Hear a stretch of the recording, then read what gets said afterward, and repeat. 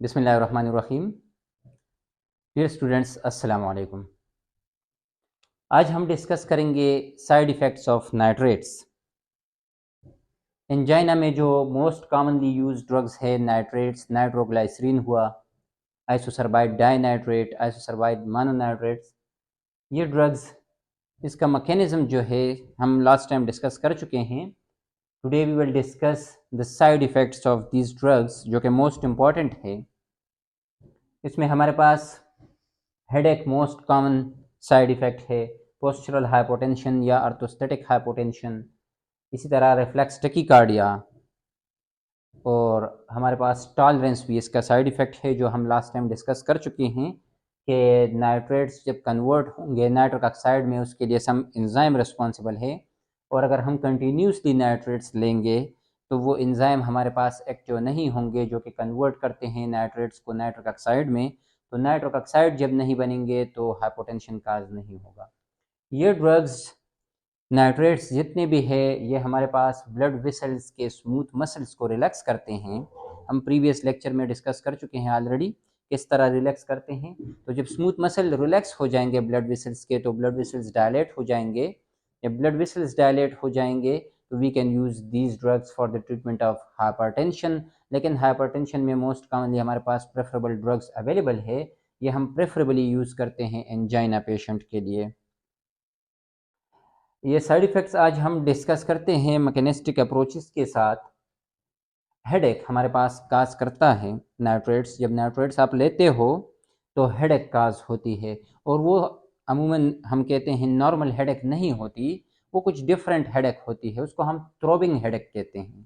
Throbbing headache severe headache है, जिसमें patient कहता है कि मैं दीवार को सर मारूं, मीन्स बहुत ज़्यादा सिवियर पेन होगा उस पेशेंट को। ये क्यों होता है? बेसिकली नाइट्रेट्स, हमें ये पता है, लास्ट लेक्चर में हम डिस्कस कर चुके थे कि नाइट्रेट्स हमारे पास ये ब्लड वेसल्स डायलेट करता है, इसके स्मूथ मसल्स रिलैक्स हो जाते हैं और ब्लड वेसल्स डायलेट हो जाते हैं, तो हमारे पास ब्लड प्रेशर फॉल हो जाता है। ब्लड वेसल्स डायलेट हो जाते हैं, ये हम ऑलरेडी डिस्कस कर चुके हैं। यहाँ पे हेड एरिया पे, स्कल पे हम देखते हैं, जो हमारे पास ये रेड लाइंस आप देख रहे हो, ये वेसल्स है।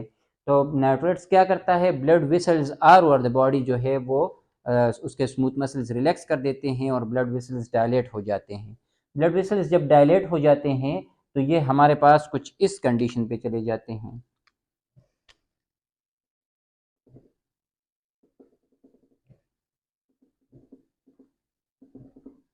क्योंकि हमारे पास इसका लुमिन एरिया जो है, लुमिनल एरिया, ये बढ़ जाता है, ये इस तरफ पुश हो जाता है और ये इस तरफ पुश हो जाता है।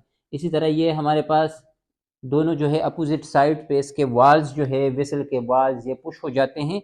तो यहाँ पे ये जो स्कल के बोन्स है, ये जो हमारे पास बोन्स है स्कल के, तो इसके साथ ये वेसल्स जो है, ब्लड वेसल्स, ये टच हो जाते हैं। जब स्कल के बोन्स के साथ ये टच होंगे तो हमारे पास उसके साथ सेवियर हेडेक पेशेंट को प्रोड्यूस हो जाता है। जब ये blood vessels bone of skull के साथ टच हो जाते हैं तो उसके साथ सिवियर पेन पेशेंट को हेडेक प्रोड्यूस होगा। ये क्यों होता है? ये ब्लड वेसल डायलेट हो गया, रिलैक्स हो गया, इसका लुमिन जो है ये इंक्रीज हुआ, तो इसके वाल जो है स्कल बोन्स के बाल के साथ अटैच हो जाते हैं, उसके साथ हमारे पास सिवियर पेन प्रोड्यूस हो जाता है। ये कौन प्रोड्यूस कर रहा है? ये हमारे पास नाइट्रेट्स प्रोड्यूस कर रहे हैं। जो पेशेंट नाइट्रेट्स लेते हैं उनको हाइपोटेंशन होगा, उसका ब्लड प्रेशर फॉल होगा, उसके ब्लड वेसल्स डायलेट होंगे, उसको ये थ्रोबिंग हेडेक हो सकता है, पॉसिबिलिटी है। सेकंड जो हमारे पास है पोस्चरल हाइपोटेंशन या रिफ्लेक्स टैकीकार्डिया। ये हमारे पास मोस्ट इंपॉर्टेंट पॉइंट है, इसको हमने डिस्कस करना है और समझना है। पोस्चरल हाइपोटेंशन, अब नॉर्मल एक पेशेंट है, जब भी वो उसको हाइपोटेंशन होगी, ब्लड प्रेशर फॉल होगा, in response to that, blood pressure जैसे ही फॉल होता है, in response to that norepinephrine will release, norepinephrine release होगा, और वो हमारे पास वेन्स और आर्टरीज दोनों साइड्स पे ये नॉरेपिनेफ्रिन एक्ट करेगा और वहाँ पे बेजो कंस्ट्रक्शन प्रोड्यूस करेगा।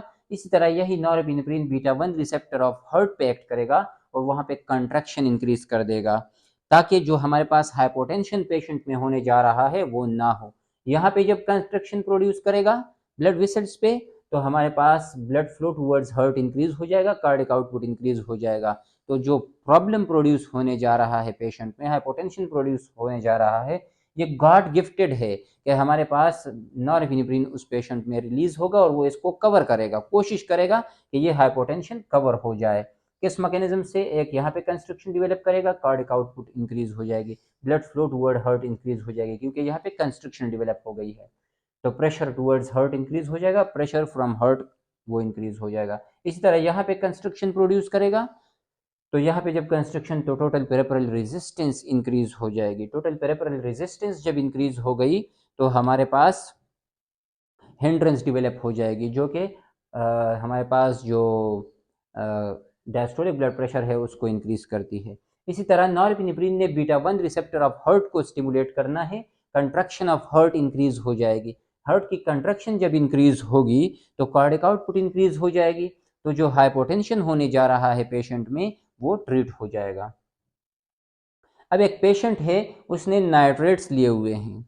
नाइट्रेट्स क्या करता है? ये हाइपोटेंशन प्रोड्यूस करता है।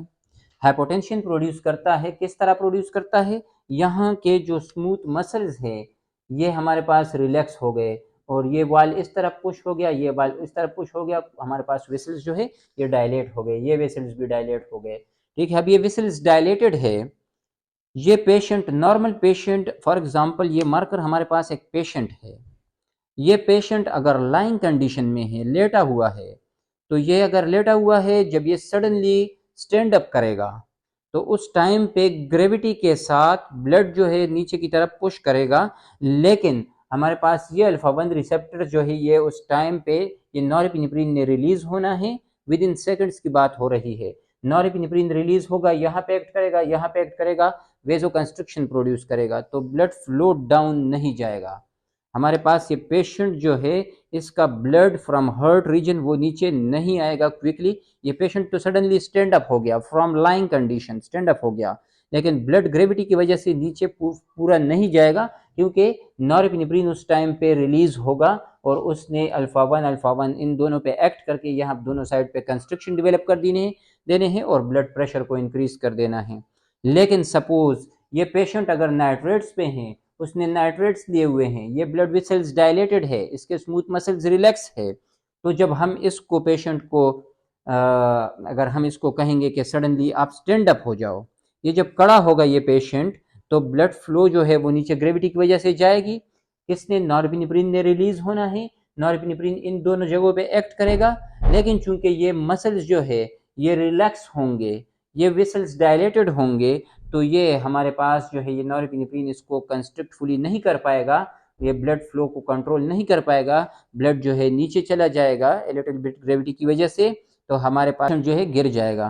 पेशेंट जब गिर जाएगा तो हमारे पास जो है ये प्रॉब्लम क्या है? ये पोस्चरल हाइपोटेंशन है। जब ब्लड फ्लो जो है ये हमारे पास नीचे की तरफ जाएगा, टूवर्ड्स ग्रेविटी नीचे जाएगा और ब्लड प्रेशर डिक्रीज हो जाएगा। इस नॉरएपिनेफ्रिन ने उस पेशेंट के साथ हेल्प करना है, लेकिन ये नहीं कर पाएगा क्योंकि ये ब्लड वेसल्स के जो स्मूथ मसल है ये रिलैक्स पड़े हुए हैं।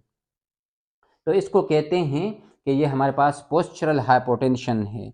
ये हमारे पास हाइपोटेंशन जो डेवलप हुआ और वो नॉरएपिनेफ्रिन कवर नहीं कर पा रहा, और ये पेशेंट सडनली जब स्टैंड अप करेगा लाइंग कंडीशन से, तो हमारे पास ये पेशेंट ज़मीन की तरफ नीचे गिरेगा, क्योंकि इसके हार्ट को, इसके सीएनएस को ब्लड जो है वो उतनी मकदार में नहीं मिलेगी जितनी उसको चाहिए। और नॉर्मल पेशेंट को क्यों ये प्रॉब्लम नहीं होगा? नॉर्मल पेशेंट जब भी हाइपोटेंसिव होगा और नॉरएपिनेफ्रिन ने रिलीज होना है और वो इसी अल्फा 1 पे एक्ट करेगा, क्योंकि यहाँ पे कोई रिलैक्सेशन नहीं है, तो वो इसको कंस्ट्रिक्ट कर देगा और हमारे पास ब्लड प्रेशर इंक्रीज हो जाएगा। ये हमारे पास पोस्चरल हाइपोटेंशन है। थर्ड पॉइंट, रिफ्लेक्स टेकिकार्डिया क्या है? जब ये हाइपोटेंशन जब भी बॉडी पे डेवलप होगी तो नॉरएपिनेफ्रिन ने रिलीज होना है। हम सब जानते हैं नॉरएपिनेफ्रिन ने उसको कवर करने के लिए रिलीज होना है। नॉरएपिनेफ्रिन यहाँ पे एक्ट करेगा और इसके साथ साथ बीटा 1 पे भी एक्ट करेगा। तो बीटा 1 पे जब एक्ट करेगा तो कंट्रैक्शन डेवलप हो जाती है, स्टिमुलेशन डेवलप हो जाती है, कार्डिक आउटपुट इंक्रीज हो जाती है। तो इस कंट्रैक्शन को हम कहते हैं रिफ्लेक्स टेकिकार्डिया, जो कि due to release of norepinephrine हुआ है, न कि डायरेक्टली आपने कोई बीटा 1 एगोनिस्ट ड्रग इस पे डाला हुआ है। ये हमारे पास हमने कोई और ड्रग दिया था जिसने हाइपोटेंशन प्रोड्यूस कर दिया, हमने नाइट्रेट्स दिए थे जिसने हाइपोटेंशन डिवेलप कर दिया। हाइपोटेंशन जब डेवलप हुआ तो due to release of norepinephrine beta 1 stimulate हो गए और हार्ट की कंट्रैक्टिलिटी इंक्रीज हो गई, कार्डियक आउटपुट इंक्रीज हुआ। इस कंट्रैक्टिलिटी, इस इंक्रीज को हम कहते हैं रिफ्लेक्स टैकीकार्डिया। ये हमारे पास due to some other drug जो है ये नॉरएपिनेफ्रिन रिलीज हुआ और उसने बीटा 1 को स्टिमुलेट कर दिया और कार्डियक आउटपुट जो है वो इंक्रीज हो गया। और दूसरा जो हमारे पास हम सेकंड वन डिस्कस कर रहे थे, पोस्चरल हाइपोटेंशन या रिफ्लेक्स हाइपोटेंशन, ये हमारे पास ये भी इसी नॉरएपिनेफ्रिन के साथ जो है ये हाइपोटेंशन डेवलप हुआ था।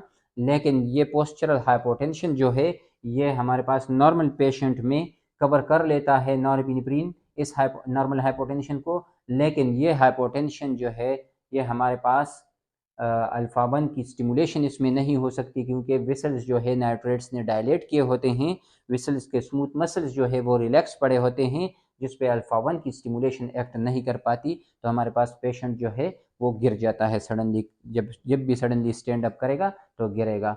ये हमारे पास 3-4 पॉइंट्स जो थे, 3 साइड इफ़ेक्ट्स ये थे। और फोर्थ वन जो हमारे पास हम ऑलरेडी डिस्कस कर चुके हैं कि हमारे पास जो है टॉलरेंस भी डेवलप होती है अगर आप कंटिन्यूसली नाइट्रेट्स लेते रहो। These are the most important side effects of nitrate. Hopefully आपको समझ आया होगा। एनीवे, अगर कोई भी क्वेश्चन हो आप कमेंट्स में पूछ सकते हैं। ओके, अल्लाह हाफिज़।